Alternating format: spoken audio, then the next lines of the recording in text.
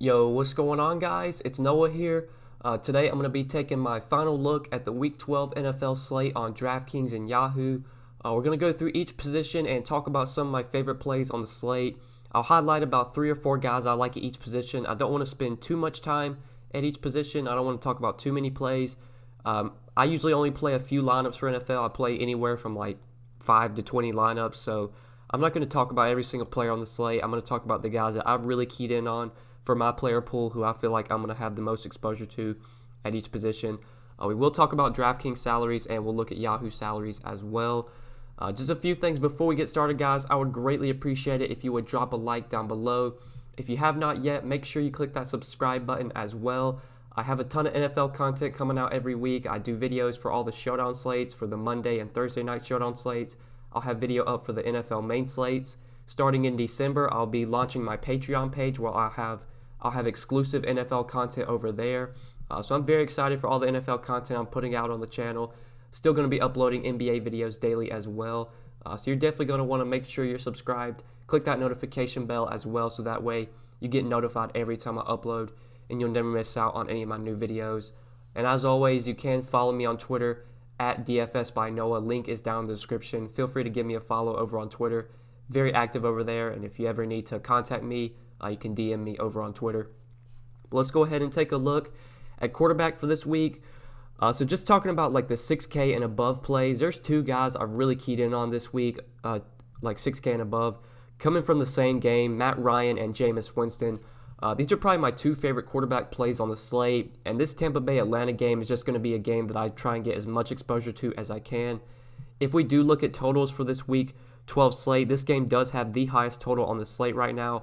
It opened up at 53. It's down to 51, but you still have a high total in this game. 2 defenses that, are not that great, especially this Buccaneers pass defense has been one of the worst in the league, so this is a great spot for Matt Ryan. The Falcons defense has been improving lately. Kind of surprising how well the Falcons defense has been playing. I still think this is a spot where I want to get a lot of exposure to some Bucs players as well. I like Matt Ryan the most, though. This is just like the stone best matchup for a quarterback. This Buccaneers defense has been one of the worst in the league in terms of pass defense. Now, their run defense is one of the best in the league. They have a very stout run defense. So if you're going to attack the Bucs, you want to do it with quarterbacks and receivers and pass catchers. Matt Ryan playing at home in the Dome, where we know he plays very well. Been playing better lately. Just getting him at home in this matchup. He's one of my favorite quarterbacks on the slate, and I'm definitely going to have him have a lot of exposure to him on both sides. If we go over to Yahoo and look at their pricing, Jameis Winston and Matt Ryan are both the same price tag. I like both guys a lot this week, but if I can only choose one, especially because they're the same price tag, I'll definitely play Ryan over Winston. But I usually play multiple lineups like on NFL Sundays, so I'll have exposure to both guys. But in like my main cash lineup, if I can get to Matt Ryan, he's definitely the guy that I want at 6,700. And like I said, although the Falcons defense has been improving, I still think this is a really good spot for Jameis Winston at 6,200. And he's the next guy that I'll have the most exposure to at quarterback. He's just throwing the ball 45, 50 times a game. This Buccaneers team doesn't really have much of a run defense. Winston's just going out there and chucking every game. Even though he's throwing 3-4 picks, it doesn't really matter when you're throwing for 300-plus yards every game and multiple touchdowns. Winston's pretty much giving you like a 20-point floor this season. He's been very solid for fantasy. Even the games where he throws 4 or 5 picks, like I said, the dude's still throwing 300 yards and multiple touchdowns, getting you the 300-yard bonus on DraftKings. If I can get up to Ryan, I definitely like Ryan over Winston, but I'm okay dropping down to $500 if I need to. But there's some value that I see at receiver that should allow me to get up to Matt Ryan in my main lineup this week. And I like his receivers a lot. We're going to talk about Julio Jones when we get to receiver. He's one of my favorite receiver plays. Definitely going to have him stacked with Matt Ryan this week. So above 6K, those are kind of the 2 guys I'm keying in on. Obviously, there's other plays you could go to. Russell Wilson's a great play. Drew Brees is in play at home against the Panthers, but just keying in on my player pool, the 2 guys I like the most are Ryan and Winston. And then for value, there's not a lot of great value I like under 6K at quarterback, but the 2 guys I'm keyed in on the most, Baker Mayfield finally getting a good matchup at home against the Dolphins. Baker Mayfield has just had some incredibly tough matchups recently against some really good defenses, facing a really good Steelers defense, a really good Bills defense, a really good Patriots defense. He's still giving you 17 DK points against the Bills, 21 DK points against the Steelers. I would say Mayfield's easiest matchup this season was in week 2 against the Jets, and that was when he had a pretty good game, 325 yards and a passing touchdown, had 19 DraftKings points in that game. You can definitely target Baker Mayfield this week. I don't think he's going to be a core play for me, but I would definitely get exposure to Baker Mayfield if I was playing multiple lineups. And if I can't get up to Matt Ryan in cash, I think dropping down to Carson Wentz at 5,600 makes a lot of sense. Carson Wentz is never a guy that projects incredibly well. He's just cheap though. I mean, he's 5,600. He's at home against the Seahawks. I'm pretty sure this game does have a very high total as well.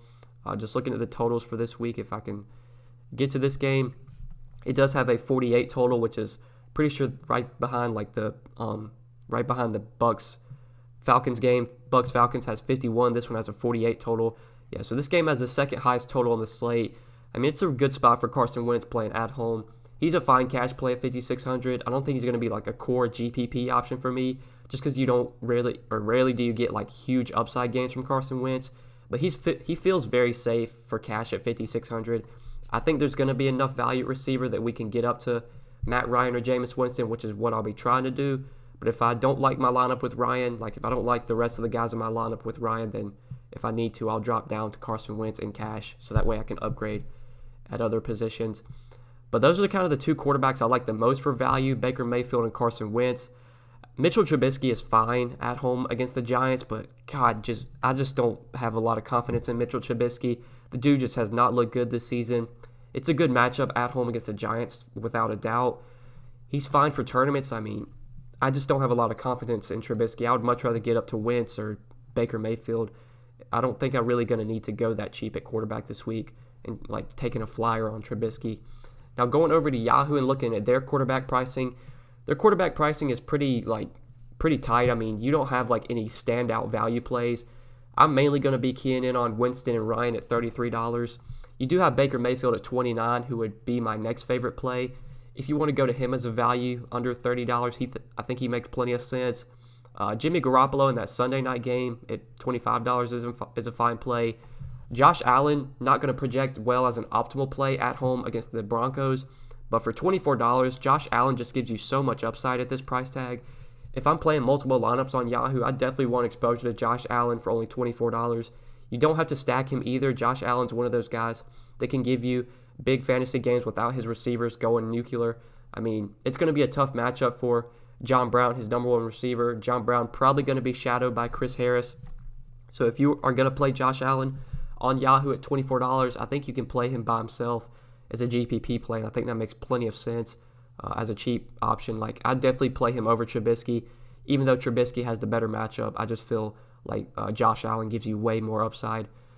So on Yahoo at quarterback, I'm really liking Winston and Ryan. And as cheap plays, I think Baker Mayfield makes a lot of sense at $29, and Josh Allen as a GPP play at $24 I really like. So that's just kind of where I'm looking to at quarterback. Let's go ahead and talk about some running backs now for both sites. So Christian McCaffrey, still the same price as he was last week, $10,500. Christian McCaffrey is obviously one of the top projected running backs on this slate. Now, this is a pretty tough matchup for him against the Saints. This is one of the tougher matchups he has had recently, kind of similar to that game that matchup he had against the 49ers. He still put up 30 DraftKings points in that game. I mean, Christian McCaffrey, I would not fade him if I'm playing multiple lineups. I want to get exposure to him. I would definitely get exposure to him if I'm playing multiple lineups, but I'm not sure if he's going to be a core play for me this week. He's been a core play for me the last few weeks. Given the fact that you have Kamara in a really good matchup against a bad Panthers run defense for $2,300 cheaper, I'm fine dropping down to Kamara, and I do like Kamara quite a bit at $8,200 on DraftKings. That's the only reason I'm not going to include McCaffrey in the core this week, especially because I'm trying to pay up for Julio Jones as well, and I don't know if I'm going to be able to get Julio. You're just not going to be able to get Julio, Ryan, Kamara, McCaffrey. That's just too much salary, so I think I'm probably going to have to avoid McCaffrey in cash this week. It's pretty gross. It doesn't feel good to not play McCaffrey in cash. But just given the options that we have, in the 8K range with Kamara, with some of the receivers, I don't think McCaffrey is going to make it into my main lineup this week. It's probably going to come back to bite me, but I'm just not a big fan of the matchup against the Saints, and you have guys for cheaper with way better matchups. So this matchup for Kamara at home against the Panthers, one of the better matchups you can have all season. This Panthers run defense has been towards the bottom of the league this season. We know Kamara is going to see a ton of volume in the passing game, which makes him so valuable on DraftKings. Getting a running back that can get double-digit targets, double-digit receptions, gives him such a high floor on DraftKings. Like, you're pretty much getting a 15 to 20-point floor from Kamara. And that's why I think going to him in cash over McCaffrey makes a ton of sense, especially when you factor in the $2,300 in savings on a slate where there's some value, but not a lot of great value, not a lot of like standout value plays. Now on Yahoo, I don't think I'm going to be jamming in like either running back. We're going to talk about Julio, who I like a lot. There's some underpriced receivers. McCaffrey you have at $40, then you have Kamara at $32. Both are very solid plays. If I could like only choose one, I think I'd probably have to drop down to Alvin Kamara at $32. If I had the salary to get up McCaffrey, obviously I like McCaffrey the most, but I'm fine dropping down to Kamara, and he's probably my preferred option factoring in points per dollar, getting the $8 difference in salary. But we're going to talk about some underpriced running backs like in the mid-range on Yahoo. That's the only reason I'm not including the stud guys in my Yahoo core.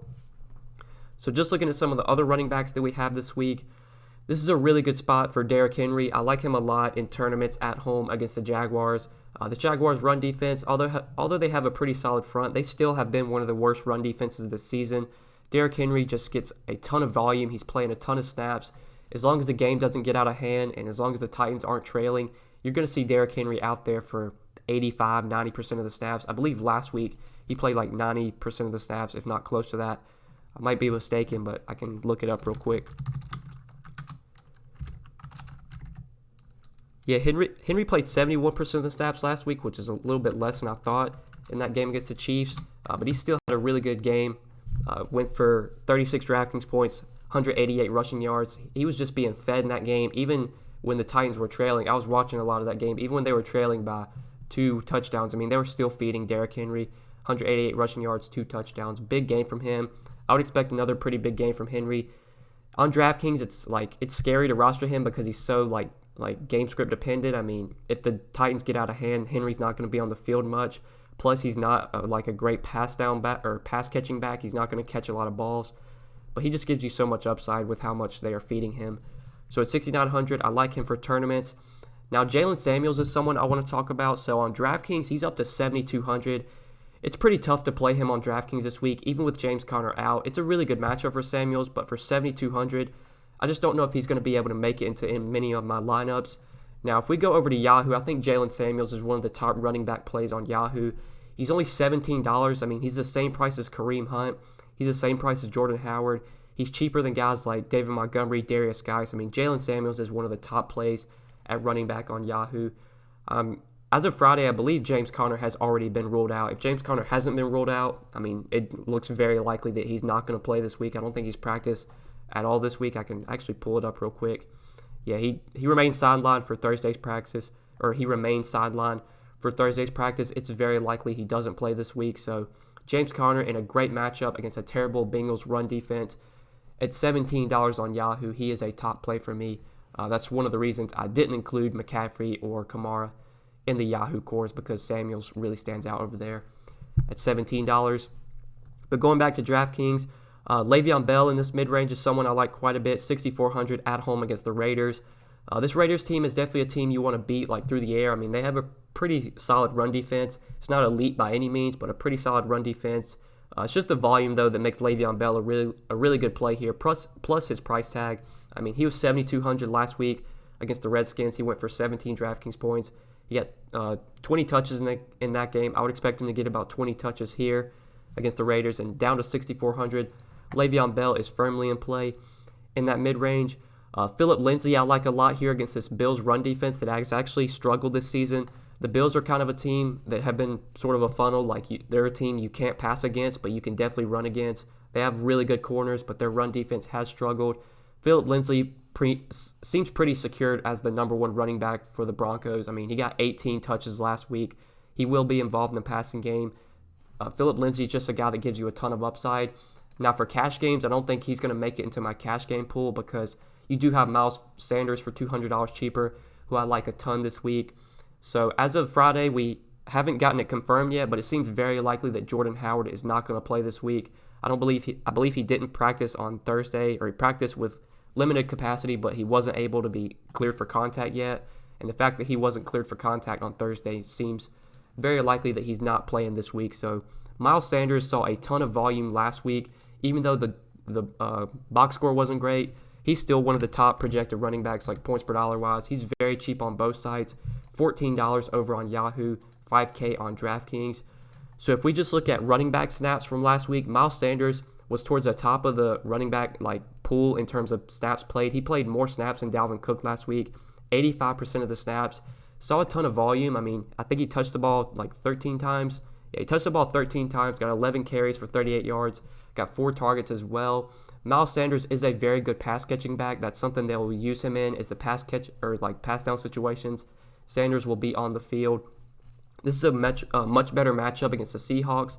Last week, having to face that really stout Patriots defense, it was definitely a tough spot for Sanders. I still played him in my main lineup because I just felt like the volume was going to be there. They really had nobody else that they could use. Boston Scott touched the field a little bit, but didn't play much. Jay Ajayi was active for the game last week, but did not touch the field at all. Now, Jay Ajayi is expected to play some this week. He is going to be active, and he's expected to actually get some work, but I still don't think he's going to get much volume, especially because he hasn't played an NFL game all year, and even I don't know how much he played last year. I can't even remember how much he played last year. It seems pretty likely that Sanders is secured as the number one sort of workhorse running back for the Eagles, with Jordan Howard most likely being out for this game. Even though he got priced up to $5K on DraftKings, still feels underpriced for the work that he should get, especially in the passing game, which makes him so valuable on DraftKings. He's too cheap on Yahoo as well at $14. Definitely stands out as one of the better value running backs this week. But then under 5K, if you're looking for value, I mean, I don't think Ronald Jones is the worst value at $4,800.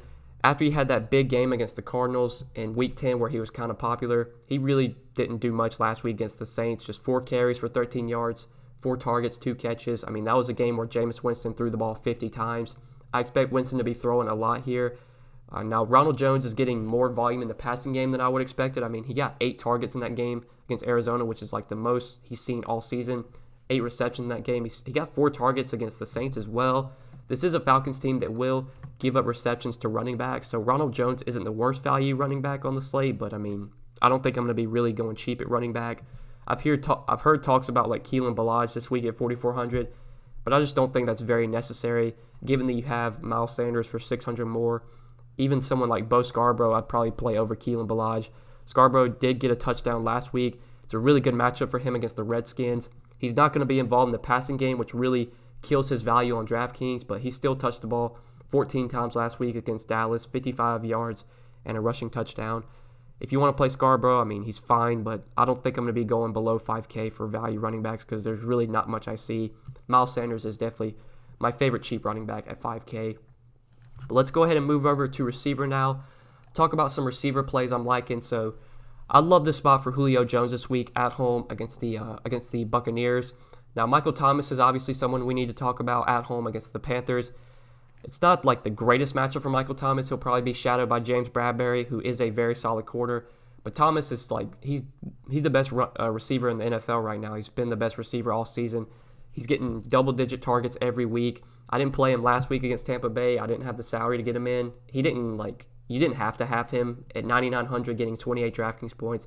That's not a must. It obviously helped if you had him, but I don't think Thomas at $9,300 is going to be a core play for me this week, especially because you have Julio and such a good matchup for $1,300 cheaper. Love this spot for Julio Jones. He's one of the top receiver plays this week and a guy I'm going to be jamming in most of my lineups. Even though he's the same price as Michael Thomas on Yahoo, I still think I'd rather play Julio, especially if he's going to come in lower owned because people will just play Thomas because he's the same price as Julio and he probably projects better. I just love this spot for Julio. Facing this terrible Buccaneers secondary, one of the worst secondaries in the league. Julio playing at home where we know he plays very well. He's really yet to have an eruption game this season. I mean, he had 10 catches for 152 yards against the Seahawks, 28 DraftKings points. This is definitely a game where we could see Julio go for 10 catches, 150 yards, and multiple touchdowns. I believe last year against the Bucs he went for 40 DraftKings points when they played. I could see Julio just putting up a monster game this week. Even though he's expensive at 8K, I'm stacking him with Matt Ryan. That's my favorite quarterback receiver stack this week. And given that Calvin Ridley's kind of priced up, I mean, Ridley's $1,500 less on DraftKings. I don't think Ridley's a bad play by any means, but I just feel like this is going to be a Julio week. On Yahoo, I mean, $7 difference. I'll just try and find the $7 and play Julio over Ridley. But it is a really good spot for both receivers, just given how bad this Buccaneers secondary is. Now, Odell Beckham's someone I want to talk about. So he's finally in a good matchup at home against the Dolphins. The Dolphins, we know, shut down Xavier Howard. He's not going to be out there. No matter what corner they put on Odell Beckham, it's probably going to be a mismatch. I mean, Odell's one of the most elite receivers in the league. Even though he hasn't had a great year this season, he's still getting fed, especially as of late. Got double-digit targets the last 2 games. 7K on Draftkings. Draftkings did a really good job of making him expensive. I was very surprised that he was 7K just with how poorly he's played this season. But I guess given the matchup, it kind of makes sense. Now, over on Yahoo, I think they did a really bad job of pricing Odell. If we look at the Yahoo pricing, Odell Beckham is $22, same price as Allen Robinson, same price as DJ Moore. Odell's going to be one of the easiest plays on Yahoo this week. He's definitely going to be in my main lineup. He's just really hard to avoid at that salary, given the matchup against a terrible Dolphins defense. $22 for Odell is just, like I said, it's just way too cheap for the upside this guy has. He's going to have a big game eventually. Could easily come this week against the Dolphins, and at $22, really hard to avoid him. 7K on DraftKings, he's a fine play as well, but not going to be a core play for me by any means, especially because I'm trying to get Julio for 1,000 more. But just looking at other receivers that we have this week that maybe stand out, I mean, there isn't much in this mid-range that really catches my eye as core plays. I feel like I'm going to be really paying up for Julio and then trying to find some value at receiver. So if we're just looking 5K and below, I mean, Tyler Boyd at 5K against the Steelers is a fine option. The Steelers secondary is really good. I mean, Tyler Boyd's 5K. He's going to see a ton of volume. The Bengals are probably going to be trailing for this game. They're probably going to lose this game. They're going to have to throw. I was very surprised that Tyler Boyd had such a bad game against Oakland last week. Only 1 catch. Only was targeted 3 times. I mean, Joe Mixon had a monster game last week, I believe. Or maybe it was that game against Baltimore. I can't remember. I know Joe Mixon scored last week. Tyler Boyd at 5K stands out as a value receiver. I mean, he's not going to be a core play for me by any means, but he is a guy that I do like for cheap. Hunter Renfrow, 4,500 against the Jets, I think makes some sense if you want to go to him as a cheap receiver. Taylor Gabriel saw a ton of volume last week against the Rams, 14 targets, 7 catches, 57 yards. He's gotten targeted a lot the last few weeks. I like the matchup a lot against the Giants, a really bad secondary. Gabriel's not going to project as a good cash play just because he's so risky, but if he's going to continue to see this volume, he definitely has appeal in tournaments for only 4,200. He is a guy you could look to as a cheap play. But the 2 guys I really want to talk about for value receivers, first off, Russell Gage, 3,900. Russell Gage kind of ran bad last week. Only got 4 targets, 2 catches for 32 yards. I was watching that game, and Russell Gage did catch a touchdown, but I believe it was called back because it might have slipped out of his hands or the ball might have touched the ground. I can't exactly remember. But Gage probably should have had a touchdown last week. He could have had a much better game against the Panthers. This matchup against the Bucs is obviously one of the best matchups in the league. We've talked about it, or I've said it multiple times in this video. Gage is 3,900. He's still really cheap on DraftKings. He's going to play a lot of snaps. I can pull up his snap percentage just from last week so we can see it. We know with the Mohamed Sanu trade that Russell Gage has really stepped in as the wide receiver 3. I mean, 48% of the snaps last week. He played 62% in week 10. He's going to be anywhere between 50 to 60% of the snaps played. He's going to run plenty of routes. He's not going to get 12 targets, but at 3,900, you don't need him to get 12 targets. If he gets 6 targets, 4 catches, 40 yards, and a touchdown, pretty good play at 3,900. So Russell Gage makes a lot of sense. I think Tim Patrick is also someone I like a lot this week on DraftKings. So he's the stone minimum on DraftKings, and rarely do we get receivers that project to see 6 to 8 targets at minimum salary. Last week against the Vikings, Tim Patrick got 8 targets, 4 catches for 77 yards. He has clearly stepped in as the wide receiver 2 for the Broncos. We can look at his snap percentage just from last week so you guys can see. Played 73% of the snaps last week against Denver. He's going to be the wide receiver 2 behind Courtland Sutton. I know Deshaun Hamilton is still involved, but he's not getting nearly as much snap percentage. If I can even spell his name. Honestly, don't even know how to spell his name. He played 52% of the snaps last week against the Vikings. So this is clearly Tim Patrick's role as the wide receiver 2. I'd project him for anywhere from 6 to 8 targets. The matchup against the Bills is not good, but you're most likely going to see Tre'Davious White shadow Courtland Sutton, which could definitely open up more targets for Tim Patrick because Tre'Davious White has been one of the best corners of this season. I expect Denver to have to throw in this game. They're probably going to lose this game. They're going to be trailing. He's a stone minimum. I mean, rarely do we get receivers this cheap that actually project to see a decent amount of volume. So I'm fine plugging in Tim Patrick as a value receiver. It looks gross, but even if he gets like 8 DraftKings points, especially in cash games, that's not going to hurt you at the minimum 3K. Now on Yahoo, I don't think you need to go to him just because we have so many underpriced receivers like Odell. You got these cheap running backs, Sanders and Samuels that I like a ton. I want to try and pay up for Julio. I mean, there is some value at receiver that you could look to, just looking like $20 and below. I think Julian Edelman really stands out on Yahoo. I was going to include him in the core, but when you have Odell for $2 more, I would just rather play Odell. But Julian Edelman should not be this cheap. I mean, he's one of the top projected plays on Yahoo as well. Definitely going to try and get him into my main lineup if possible, if I can get him with Julio and Odell. So I like Julian Edelman a lot on Yahoo. Looking under $20 for value receivers, though, there's not much that really stands out. I mean, Devontae Parker is going to be in a mediocre matchup against Browns secondary that is starting to get healthy. But since the Preston Williams injury, Devontae Parker has just been getting peppered with targets, double-digit targets the last 2 weeks. Got 7 catches, 135 yards in a tough matchup against the Bills. We know this Dolphins team, as 10.5-point underdogs, are going to have to throw a ton. So Devontae Parker stands out as a value receiver. You got Taylor Gabriel and Russell Gage both at 15 that you could go to. Josh Gordon didn't play much last week in his debut with the Seahawks. Only played 28 of 74 offensive snaps. But this is such a good matchup for him against the Eagles. We know how bad this Eagles secondary is. I would expect Josh Gordon to play more than he did last week. At $15, you could definitely take a flyer on him as a low-owned receiver play that has upside. You do have Tim Patrick on Yahoo at $11, but like I said, there's so many cheap running backs I like, Samuels and Sanders. I like Odell at 22. I like Edelman at 20. I don't think you need to go to Tim Patrick at $11, but I guess he is there if you have or if you need the salary, if you need the value. But let's go ahead and talk about some tight ends real quick, then we'll run through defense. So just looking at tight end, this is definitely a position where I'm probably going to be paying down. I think there is some good value here.